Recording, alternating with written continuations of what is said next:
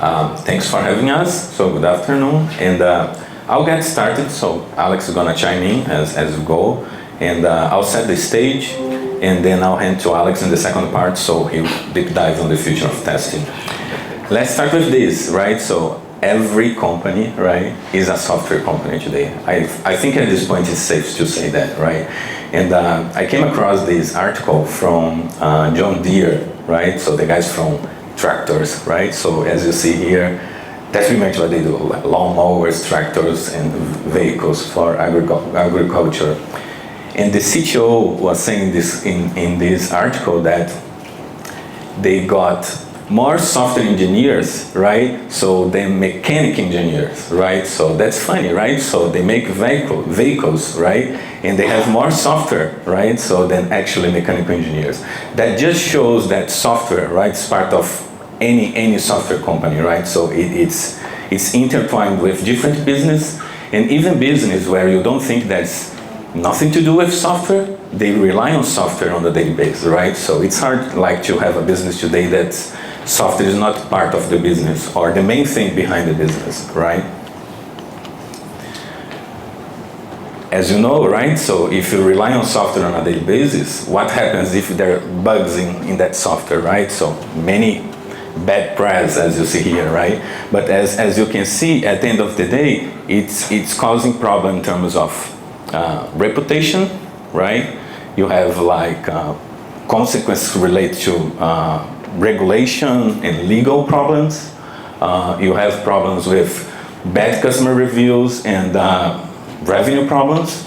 So you as an enterprise, you need to make sure that you're delivering software with quality. So today a company is becoming an AI company, right? So we went from being a software company to every company being an AI company.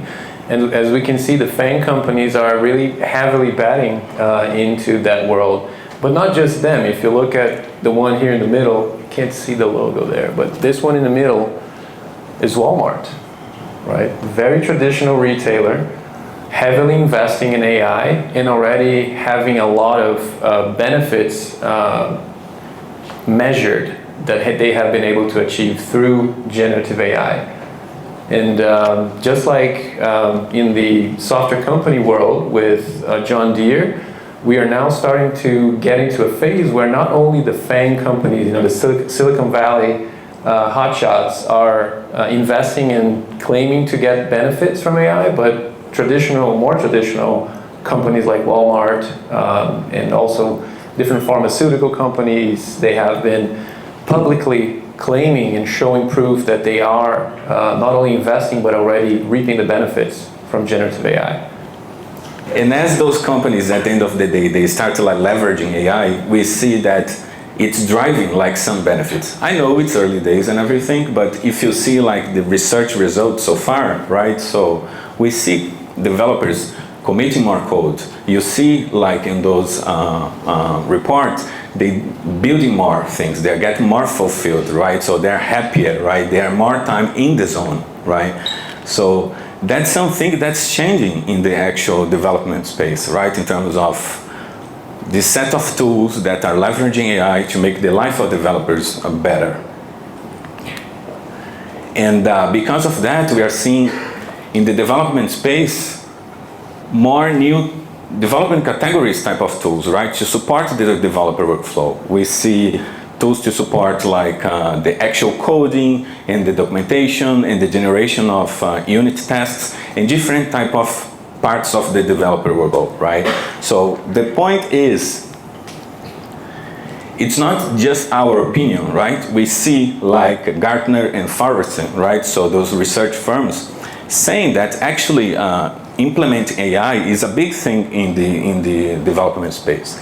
And as you see here, right? So AI-augmented development is one of the top 5 from last year, one of the top 5 kind of things that are trendy, right? So in the development space. And the way to take the Forrester example, right? So in 2020, in 2024, there was like the Turing bots, which are the co-pilots, right? So that's more or less the branded word, but they are co-pilots at the end of the day. And if you think about all that context we've been setting, what that means, what that translates to us is that there's going to be a lot more code to be tested, right? GitHub CEO said that Copilot will write 80% of the code sooner rather than later. You saw in the previous slide, Google already stated that 25% of their code, Google's code, is already created by generative AI. So that means that we as living in this world are going to have a lot more application code out there that has been built by human developers as well as AI developers. And that means that there's going to be a lot more bugs out there because, as we all know, especially the folks from engineering, Gen AI helps, but it's not perfect, right? Far from it. And so there's going to be a lot more code, which will have a lot more problems. So you really need to think about how to validate those applications being built by human and AI together in a much faster way, right? So the problem is just getting worse and worse from a software quality perspective. This is, different statements that companies have already been realizing that it requires a lot more testing, and the US government actually is forecasting an increase in demand for software testers. Jump from 17% from 2023 in the next 10 years. Huge demand increase for software testers. So that's really something that is happening already. I mean, if we have more code, needs more testing. If that code is being built by humans, which was not already perfect, now with AI it's going to be, much more. We need to be much more careful. And there is this concept, right, where we have more code generated by AI, and we cannot trust AI at this point, right? So crap in, crap out, right? So AI is generating code that it's insecure or completely wrong. And as you see here, right, so testing becomes the bottleneck in this process, right? So because you have more code, right, either way, either it's good quality or bad quality, they are producing more and more, right? And that poses a problem, right, for us, because we need to test more. From the development perspective, right, so we see like the methodologies evolving, right? So from waterfall to agile to DevOps, where we are living today, DevSecOps in a way, and you see bubbling up in a way, emerging development that's powered by AI. It's leveraged by AI, right? So the AI-augmented development. So the development teams and the development industry is evolving in a way to leverage those advancements in AI to produce more and better, right? However, again, right, just another perspective, when you're talking about the full DevOps life cycle, testing is the bottleneck, right? They are producing more code, buggy code in a way, and tests, as you see, just walk through real quick. We go through the whole end-to-end workflow, the testing workflow, starting with reviewing the requirements, design the manual test cases, running, reviewing the results, and from that backlog of manual tests, we need to automate, and as you go through, right, so you need to manage, you need to maintain, you need to run, you need to check the results as well, and you have both workflows end-to-end, from manual to automated tests. There's a lot of problems behind that, right? So there are manual process, inefficient process, tool sprawl, right? Too many tools to take over like those individual tasks. There are visibility problems in terms of reporting, coverage problems as well as a final result, there are high quality costs even to maintain, right? So that's a huge bottleneck when you're talking about the testing process, okay? And AI, of course, is making that worse because they're producing more and more code, which usually it's bad quality. You want to take over this? Sure. If we think about research here from GitHub, they have been able to define that based on their own data, of course, looking at their repos and all, they have measured that developers are spending most of their time waiting for builds. and waiting for builds that need to be tested as part of their continuous integration, continuous delivery pipeline. So waiting time on the developer, and they're thinking obviously, how can we make that better? And that's why we see the bottleneck being testing. And when asked what are the things that positively impact their day-to-day, is if they had a way to receive quick feedback or continuous feedback as part of their own developer workflows. Right?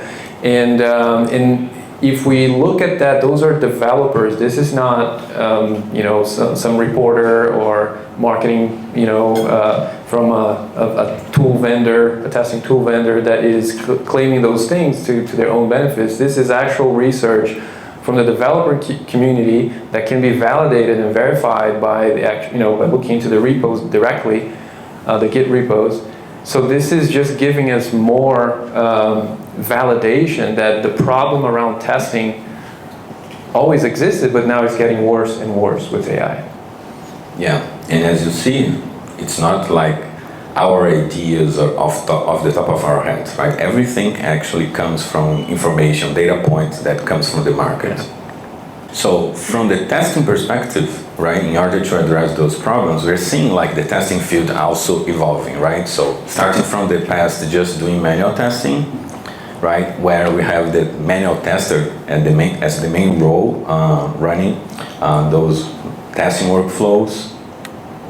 We had the first wave in the late 90s, early 20s, where test automation was starting like to become more mature, like more vendors, more mature tools, full-feature tools, where the scope of the manual testing was being addressed in a way by automation, right? So every conversation we have with customers, they want to automate more. They want their like quality assurance to be automated in a way, right?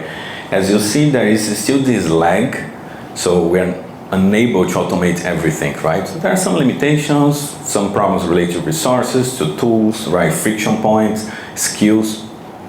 But every customer, they want to have their whole testing workflow as automated as possible, as much as possible, right? And we, of course, we play in that space, right? So we are one of the leaders, well-known players in the test automation space. The problem is, when you're talking about automation, we need to acknowledge, right? So we need to recognize that automation is not simple, right? There is sometimes the automation hell problem for SDETs and test automation engineers. The more you automate, the harder it gets to maintain, right? You need to deal with flakiness, you need to deal with test data, you need to deal with problems related to skills. Sometimes you don't have the right tools to automate everything, right? So you need to prioritize and select. So there is so much stuff that creates, like, in a way, friction for automation, right? With the existing tools, including our tools, right? So there are some ceiling up to where we can be super productive, where we can increase the coverage.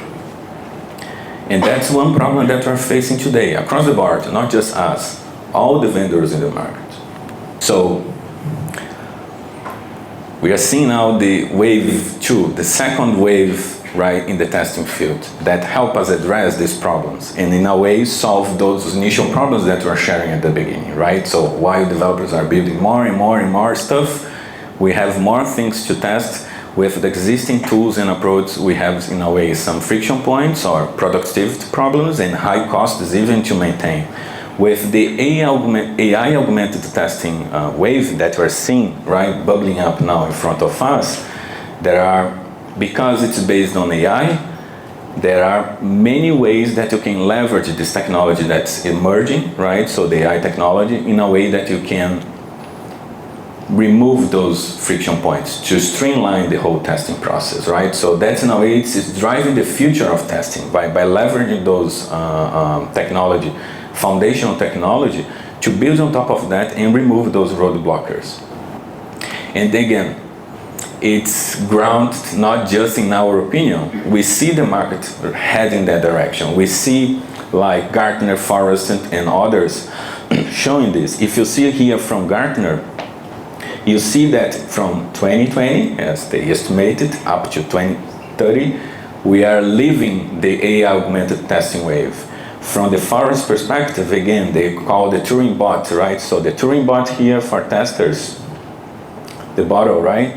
It's where the tester is going to leverage this new magical technology, right? So it's still unveiling in front of us, where we can, in a way, leverage and the technology, so you can do more testing, streamline the AI, the testing process by leveraging this technology, right? And in a way, that's more or less as you're seeing, like the opportunity for us, right? So the future of testing, it's moving from doing manual testing, in the second stage, manual testing along with test automation, and now in front of us, it's bubbling up this AI technology that can enable us, right? So to build tools to support this new role, right, that's rising, which is we are calling hybrid tester. The hybrid tester is someone that, in a way, it's leveraging AI and those new AI tools, right, or improvement in the existing tools, where they can do more with less, they can be more productive, they can increase the test coverage, right? So they have their testing AI-augmented in a way. So we are seeing those movements in the market in a way that it poses an opportunity for us, right? To be the first to be there, to be the first to solve this problem and be the thought leader, right? So, and the company that's loved in that space because you're helping this new role. Can I just Absolutely. say one thing? So I have a question for you guys. What's the difference between the present, the image here in the present, and the image of the future there? What's different from those? Well, it's easy, guys. No, it's so obvious. Yeah, but I want to hear it. It's visually obvious. Yeah. Test? Huh? More tests? More tests, yes. But if we're here in the present, why is it that we see less automated tests than manual tests? If we've been trying to automate stuff for over 20 years that we've been doing this. Because we're just human. We're just human. Human testing is better than automated testing. Depends. Yeah, I would say it's better. I mean, there are things that human testers are better, and there are things that automated tests are better. So you use the right tool for the job. I think that's a better way to put it. But the main thing is we have been trying to automate as much as possible, right? Ideally, everybody wanted the purple part here to be way up here, right? But we haven't been able to do that. And that's not because of tools, or the tools were not good or anything like that. I mean, it's 2025. Our tools are really good in automation, right? But there is a limit to how much effort can be put in so that there's an ROI to be had, right? A return on that investment. And so we see that most of our customers, as we've been talking, and I'm taking this one slow because I know there are different roles here from our company, right? But in talking to our customers, we have been trying to understand why is it that you can't get past this and automate more, right? And it comes to a point where they sort of reach a peak of the productivity of those testing tools, and if they keep on investing, they will break that barrier. But they'll be now spending more in software quality assurance than actual development, right? So usually the ratio here becomes like 40 to 60% automation coverage. That's the range that people, really good companies, can get to. In the best case scenario, right? Yeah. But they reach this barrier and can't get past it, right? So now with the second wave of AI-augmented testing, that's where we see the opportunity to really change that and really not only increase the ratio between automated and manual testing, but also increase the coverage, the overall coverage, right? Because AI is bringing new capabilities that did not exist before, and it's enabling organizations to do something they've never been able to do. Right? So just wanted to sort of set that context, because when we look at these things, we might not realize that this, like we as Katalon, we have been winning right? This is what got us to $30 million, right? It's a huge feat, but we're not stopping there, right? There's more to be done here.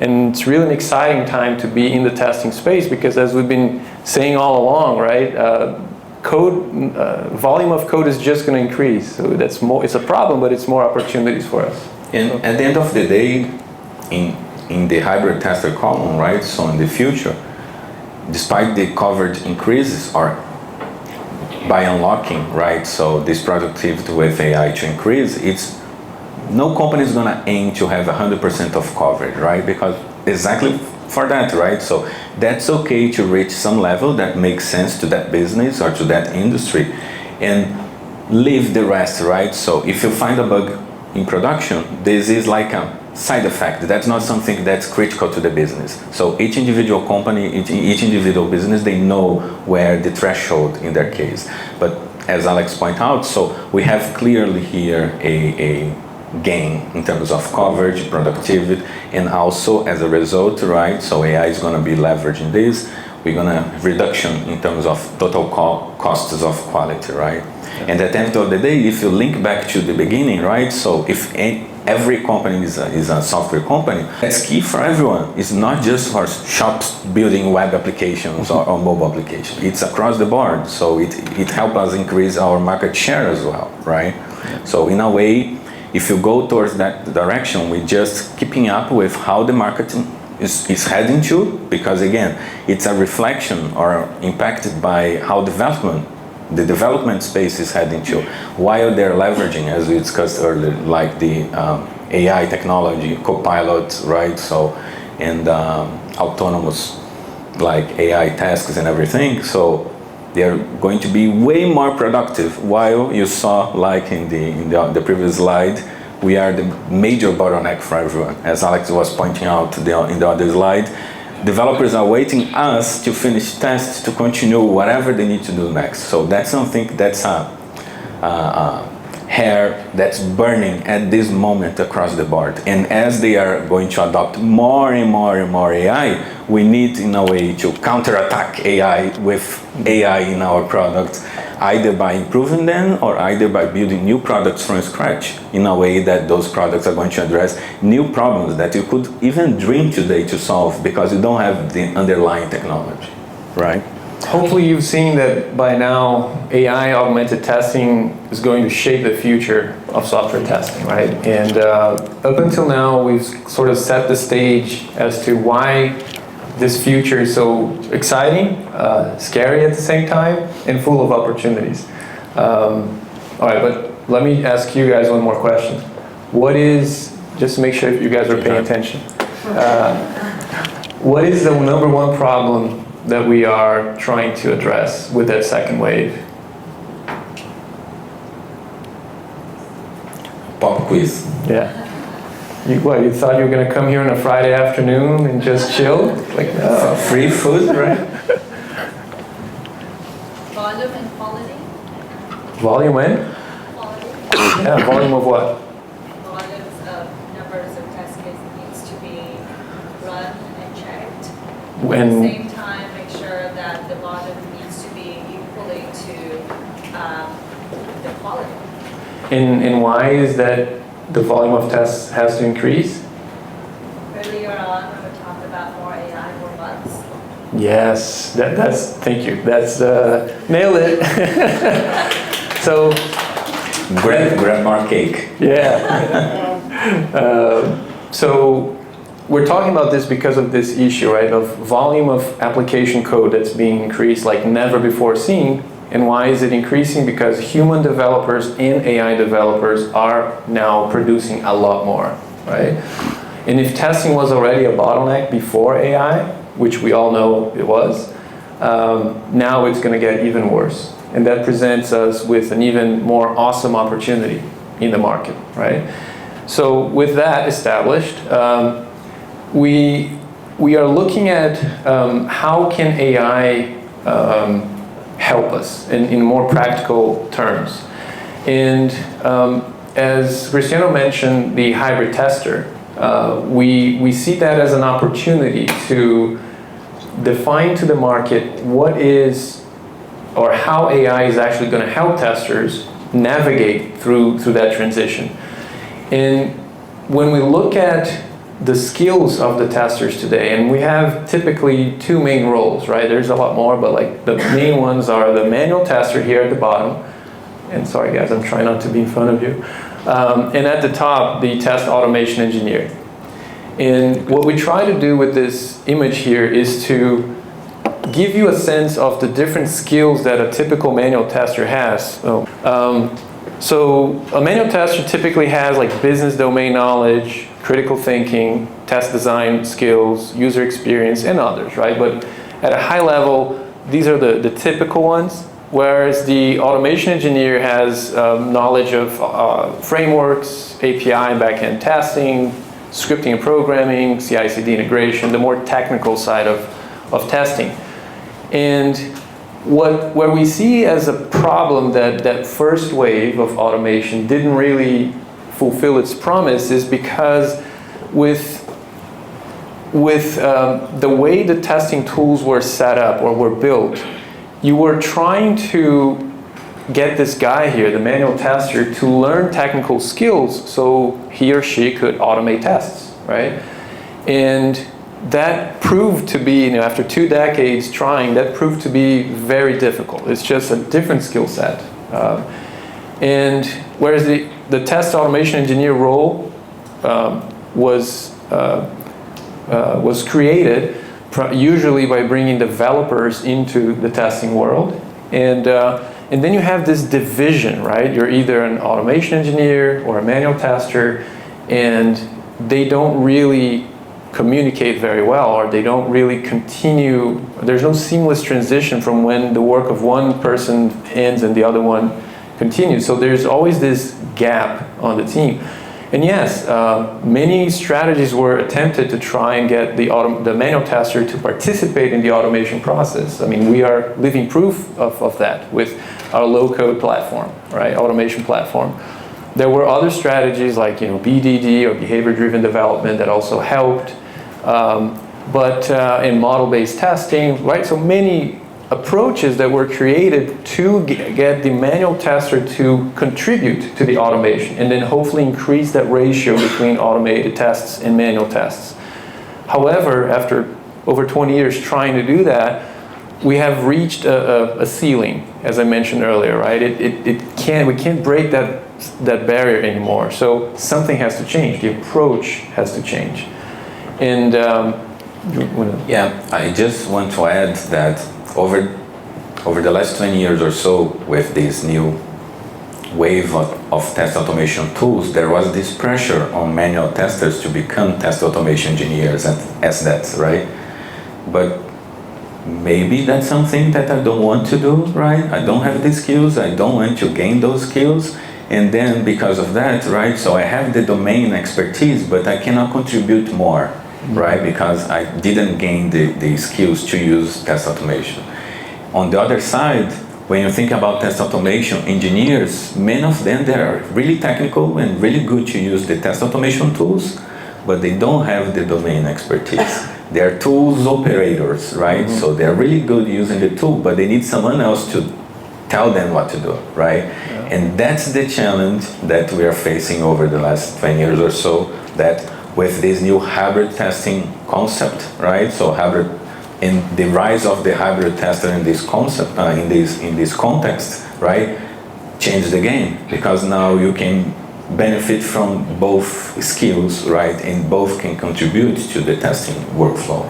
Yeah, and that's exactly what we're seeing as the next step in the evolution of software testing tools is, right? Is leveraging AI to basically bridge the gap, the skills gap between these two roles, right? And the way we envision that to happen is by having, I'm going to do that again so you guys can see it. It's really cool.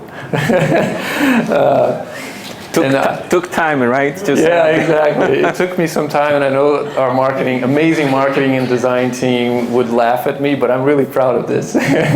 We did it, Cristiano. But essentially what the AI advancements are doing is they're bridging all these gaps with AI technologies like the Copilot, AI agents, and autonomous AI. If you put those together in a single platform, then you're now having the ability to test the application regardless of your skills, right? So it's basically now you as a tester or an automation engineer, you're given a scope to test as part of your release, and you have AI now helping you either automate something if that's what the scope asks for. For example, give you a practical example. If I need to test a functionality that I know is going to change in the next sprint. Usually or traditionally, I would not think about automating that because it's going to be a lot of maintenance, right? I'm going to automate now, run one time at the end of the sprint, and then the script will break. I'll have to, update it again, and then so the ROI and automation is usually not there. But if I'm an automation engineer and I need to test that functionality manually because I don't have those skills that a manual tester has, AI now will give me those skills or will bridge the gap of those skills and will guide me through the process of reviewing a requirement, understanding it, asking for clarifications, and then starting to design the manual tests, and so on and so forth. So AI is now bridging that gap. And that's where now you have the concept of the hybrid tester, which for that tester, it doesn't really matter if the scope of my testing calls for automation or manual testing or a combination. The AI advancements in the AI technology is going to basically guide me through the process of creating a test, whether that's a manual test, automated test, or a combination. And that's where we see the real power of AI-powered use cases, no pun intended, for being applied to software testing tools. We feel that the way other software testing vendors are injecting or infusing AI into the tools is not the right, they're not choosing the right use cases. They're basically taking use cases from the development community and trying to, shoe it in or force it into the testing space. And it just doesn't work. We've seen that ourselves as we were rolling out TrueTest. We've learned what kind of adoption in terms of AI technologies the testing community is open to. And there are very good reasons for that. So the way we're seeing the hybrid tester is that individual, giving the power to that individual to operate in the testing lifecycle wherever he or she is needed. Yeah, and the person can choose the tool to solve whatever job that's in front of them, right? So the knowledge or the skill gap is not supposed to be a friction point anymore, right? So they can leverage whatever problem they have in their hands by choosing the right tool and technology, right? I think in this context, as I said in the introduction, right? So if you're a business where you rely on software but you don't have the skills, and developers are building more software and you don't have enough bandwidth and people, skills and tools, so that's a huge approach to streamline the testing, right? So because they're going to remove the friction, they're going to be able to be more productive, right? Testing more with less and less knowledge. We can leverage the domain expertise, people that are not even in the testing field, right? But they know the business. So by leveraging those tools, they can be testers, not being officially testers, right? And just the fact that practical example I gave of what's a good candidate for automating, right? Those are things that a manual tester might not know. But if the manual tester is being assisted by AI will basically tell that to the manual tester, right? Hey, this one, not something we want to automate because of reasons A, B, and C. So making sure that the AI also has that type of context of best practices, of previous projects, what's worked, what's not worked. So those are the things that need to be infused in software testing tools. But what is our role in that future of testing? Right? We've been talking very conceptually so far, and we feel that we can become this hybrid testing platform, or the platform for the hybrid tester, if you will. because we have different components that support different use cases for the hybrid tester. We have test ops that is going to be formally launched in April with new capabilities, right? We're building out task management, orchestration is being improved, reporting and analytics being improved, and administration and license management are becoming enterprise capabilities. We have our loved studio, Test Cloud is being completely enhanced. True Test, obviously we sold the first deal 3 weeks ago. Woohoo! That was really, really cool, and we're doing post-sales activities now with the professional services team, and the CSM team is getting involved. It's been really a great experience, but I digress. We're also considering different products, right, that will support that vision, that will support those concepts, and all of those different AI technologies that you see at the bottom will play a key role in our future platform. So this is something that we're really excited, because these are we have the key pillars for building on that foundation moving forward. Yeah, as he said, like baby steps, right? So you're launching Test Talks, which is one foundational piece of this whole vision.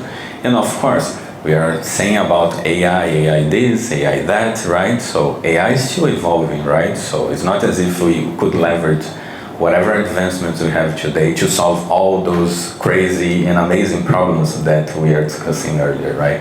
But we need to work closely and experiment, right? And explore the advancements in AI. When there are low-hanging fruits, the technology is mature, and we have a clear problem, a clear use case could be addressing through the platform, we're gonna be, in a way, embedding this as part of the platform, right? So we have here autonomous AI, are we close to that? Not like full autonomous AI, right? So we're one step forward with true tests, but not like from the ground concept of autonomous AI. So definitely this is the long-term vision, and we are focusing on building now actually this vision, right? So with those initial building blocks. Thinking about AI, right? So you have all these yellow dots spread across the testing life cycle. One thing that I like to highlight is that if you think about how our competitors, if you will, are thinking about AI and bringing AI into their own products, it's very much focusing around the test automation use case, which is code generation. So it's actually a developer use case. And they are, in addition to that, self-healing, that's the obvious suspect, which works really well.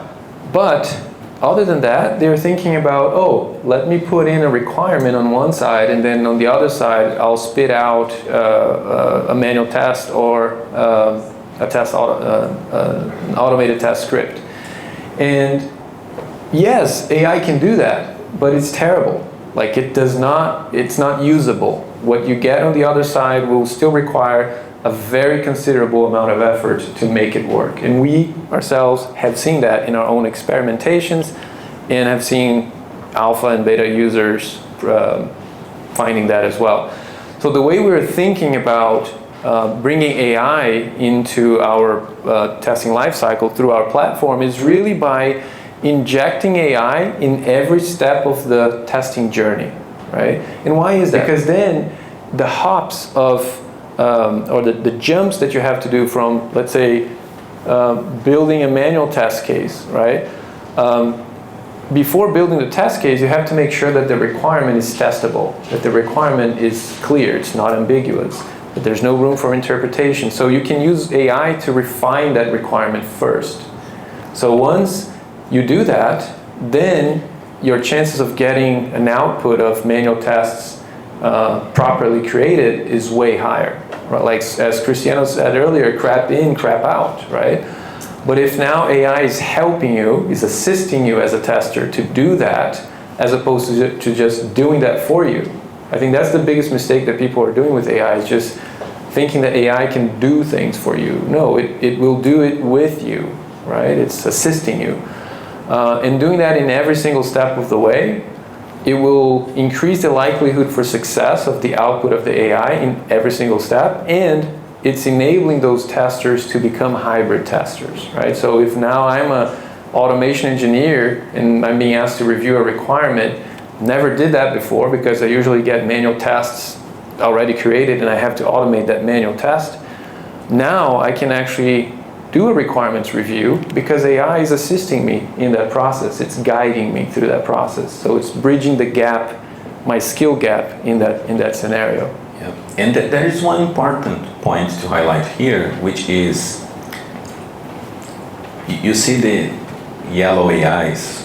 So it's not as if we are proposing or introducing something new, right? So there are many startups or other companies, best of breed, trying to solve those individual problems, right? But they are very narrow, like they have a very narrow approach, they are best of breed, they solve very well just that problem.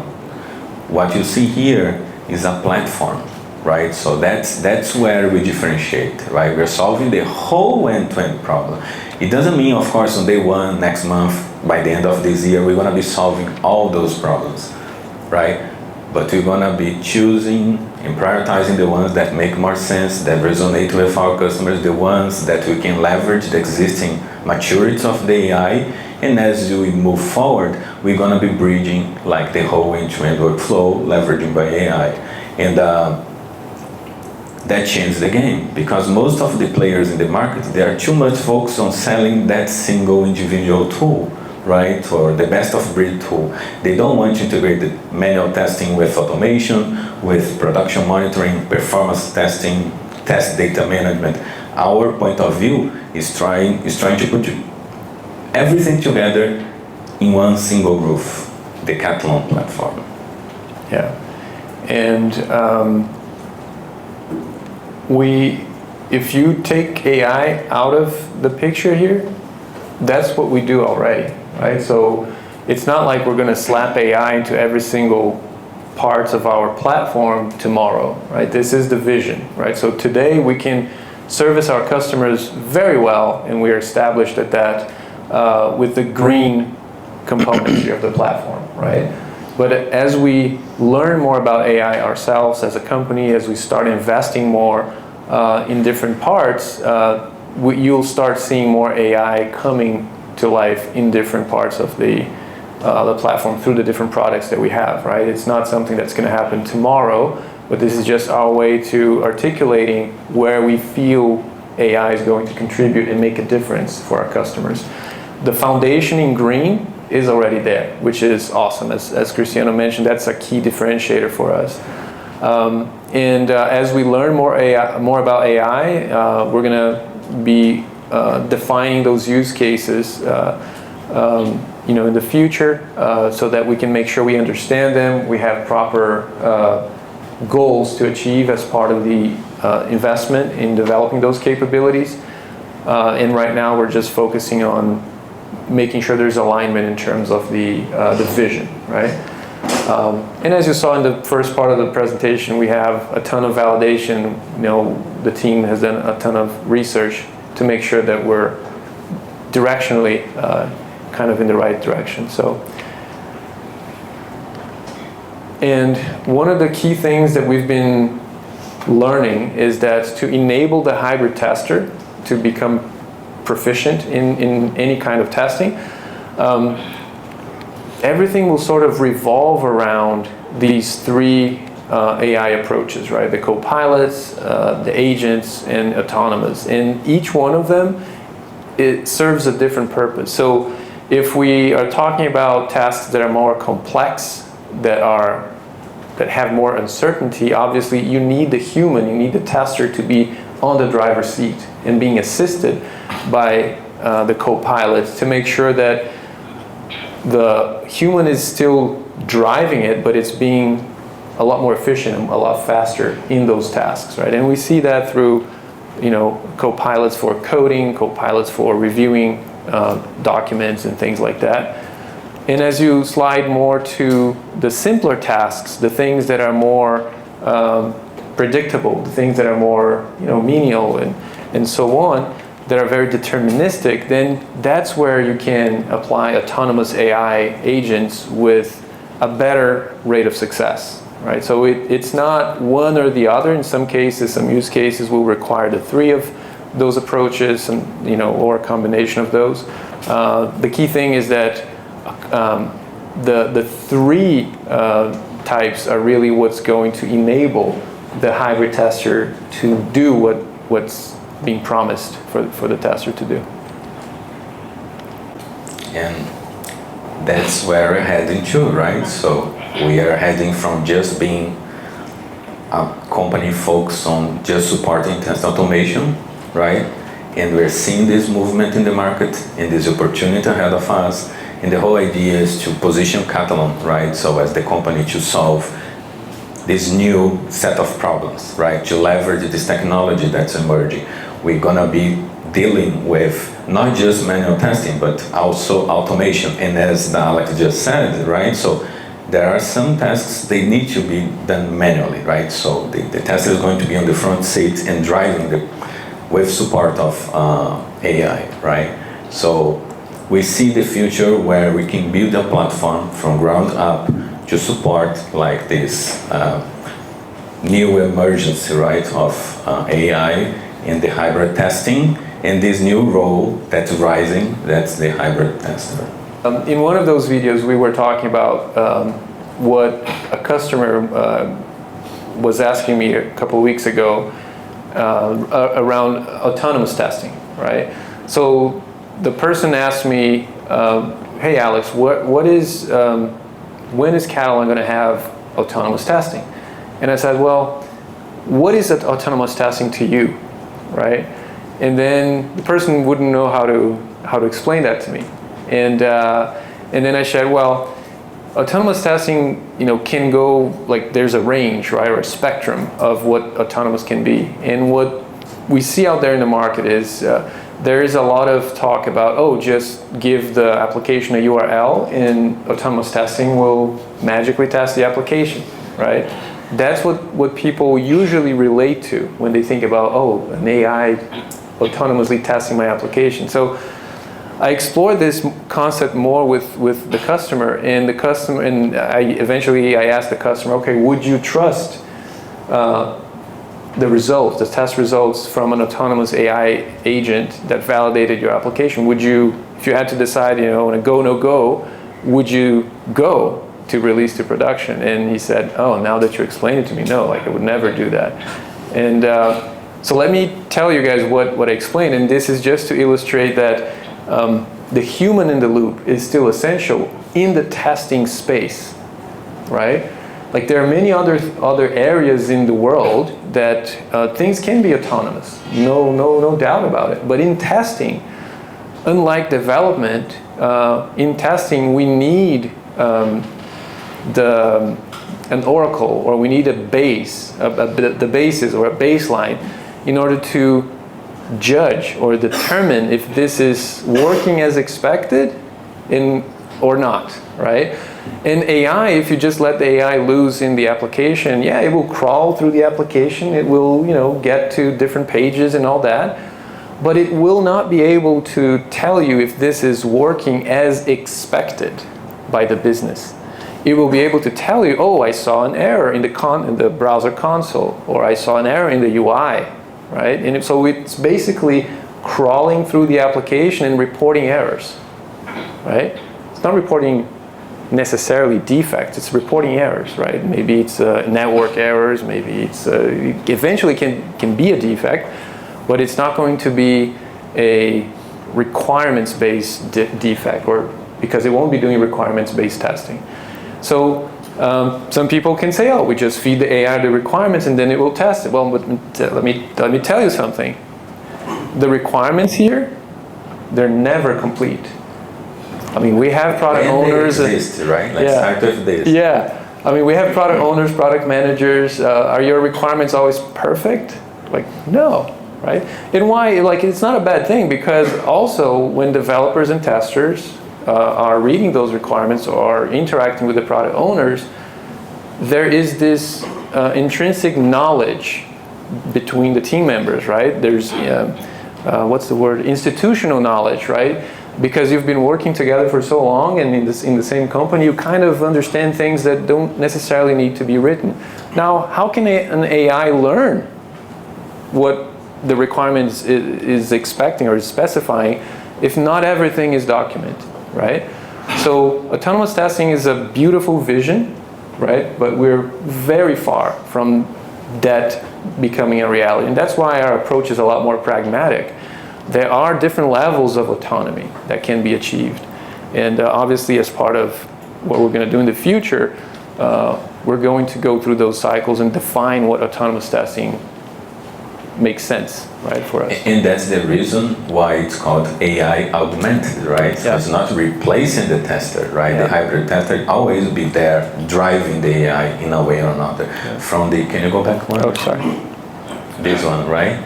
No, the other one. For simple stuff, it's going to delegate, right? So to AI, because again, it's simple, right? But it gets more complex, right? Again, the person needs to use the domain expertise to drive the decisions, right? So AI is going to be assistant in this case. And if you go back to the platform, the opportunity is there is nothing in the market to support this workflow. That's the opportunity that we can take advantage, be the first, be the leader and the thought leader in that space, right? Cool. So, hopefully we were able to paint a picture that is conceptual, it is aspirational, but it is something that's grounded in the art of the possible, right? We're not just dreaming and we are dreaming, but we're not just, being crazy. This is the concept the concepts that we talked about today are very much possible and within our reach. Now, are we there yet? No, we're just starting. We're just starting to think about it. We're just starting to align amongst ourselves. And we wanted to share this with you guys today so you can start seeing, right, how the future is bright and how really well positioned Katalon is because we have the foundational pieces, right? Now, as we work more together and continue refining that vision, if you guys have ideas, right? If you guys have things that you've seen and would like to experiment, we'd love to hear them, right? So this is just the first step of hopefully many more sessions like this. So thank you, guys. Any questions? I think that's opportunity. Yes, Florence. I have two, but I'll start with one first. Okay, yeah. Can you go back one slide? Oh, sure. Last slide you have. That one? Yes. Okay. Perfect. So when you're saying in terms of future, right, versus the present we're seeing a 60-40 ratio between manual testing and automation testing. And the right side, when we say the future, we're seeing about 20-80. So how soon is the future in your perspective? Would it be in a couple of years? Would it be a 5 years outlook in terms of where we will see the shift? I mean, that's a tricky question. Good question, by the way, right? We are building the foundation, right? We are launching test ops, and it's going to help us have like the pillars to build like the features and the capabilities to support this. But part of those features rely on AI. And the AI, as I said earlier, is not there, right? So there is a bunch of buzz around AI, but not everything is something you can trust, right? We, in software testing, we need to ensure that 2 + 2 = 4 always, right? So we need to be, we're definitely going to be exploring what from the foundational models, right? So LLMs and GenAI and everything, it's something we can trust, they produce results and outcomes, right? So that we can rely on all the time and start embedding in our product. So it's there is a dependence on how AI evolve, how much we trust in it, and low-hanging fruit we can introduce in the product, right? We are confident that from now up to the next 5 years, or maybe less, we're going to be able to introduce more and more AI capabilities. Now that we're launching test ops, On day one, we're gonna have like the first, can you go just in the back? Yeah, this one. So we're gonna be leveraging AI here in this first step from understanding the requirement, it's going to recommend test case. It's also going to understand the requirement and give feedback the level of quality of the requirement, whether it's missing some things, incomplete, ambiguous, and things like that. This is kind of low-hanging fruit you could be leveraging today. But not all of those other steps, we have the technology, or maybe even the internal expertise to leverage what's there, right? So there, I would say from now up to 5 years, we definitely expect to have most of those things. But again, it doesn't depend on us, it depends on the foundational models evolve in a way that we can trust it. Yeah, we also have the beginnings like in Studio, right? With Studio Assist. Yeah. We have the beginnings there as well, which will continue to evolve, right? Yep. Putting you on the spot. No pressure at all. Yeah. No, but like we have the beginnings, right? And but yeah, I think 5 years is a good horizon. Could be sooner, right? Because AI is growing so fast. It's not like the internet. It took like 20 years to be really useful, right? It's gonna take much shorter, right, time frame when you compare with traditional like technologies, right? Right. You today, so let's say I'm a manual tester and I need to create automated tests now. AI will help me do that without me having to learn how to code or how to create an algorithm in a low-code tool like ours, because it's not my skill. And the challenge before has always been that we have tried to upskill the individual, take the manual tester through training for writing code, for understanding logics, and build algorithms and things like that. But it's never really worked, right? That's why we have, that's one of the reasons as to why this never really increased. So the whole point of the hybrid tester is that the hybrid tester does not need to learn something outside of their current knowledge, right? And then AI is going to bridge that gap.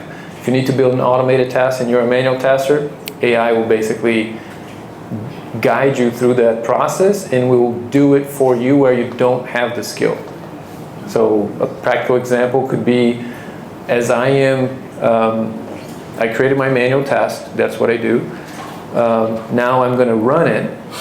A potential use case could be, as I run my manual test, AI is seeing me doing that, right? And it's capturing everything that I do manually in the background. I don't even know it's doing it.